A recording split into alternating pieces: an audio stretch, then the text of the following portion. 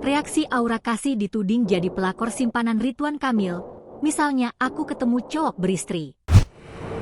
Aura Kasih ramai dituding sebagai simpanan Ridwan Kamil suami Atalia Praratya. Bahkan Aura Kasih dituding menjadi pemicu retaknya rumah tangga Ridwan Kamil.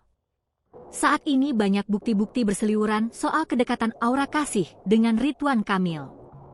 Mulai dari foto-foto mereka yang kepergok tanggalnya sama sedang berlibur di luar negeri.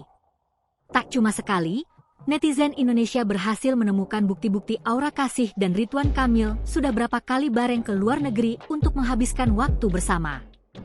Di tengah hangatnya kabar perselingkuhan ini, video Aura Kasih soal pelakor, perebut laki orang, malah kembali viral di media sosial.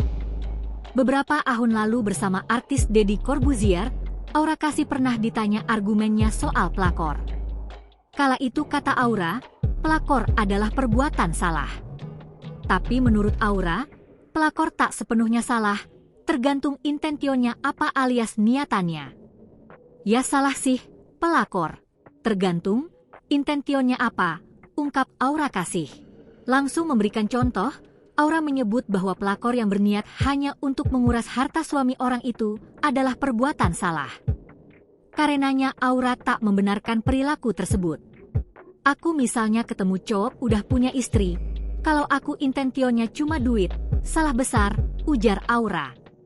Beda halnya jika pelakor tersebut tidak berniat untuk harta melainkan karena perasaan. Aura menyebut bahwa pelakor juga ada yang pakai perasaan, yakni benar-benar jatuh cinta. Tapi tiba-tiba aku ketemu orang yang nyambung, udah punya bini, tapi kita enggak bisa menghindari perasaan itu. Ya gimana, perasaan kan juga dikasih Tuhan, imbuh Aura.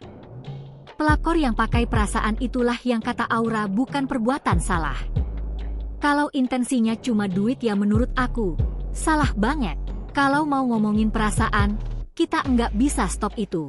Karena kita manusia dikasih perasaan, dikasih akal, ucap Aura. Diungkap Aura, jarang sekali ada pelakor yang baik kepada istri sah.